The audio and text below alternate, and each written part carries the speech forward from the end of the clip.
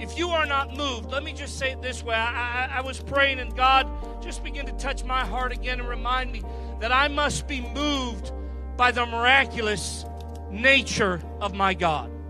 It's got to stir me every time I get down to pray on my knees or I come into a worship service, like so many have already said. It doesn't matter about the performance and how good it is. Something's got to move me to worship God because He is a miraculous God.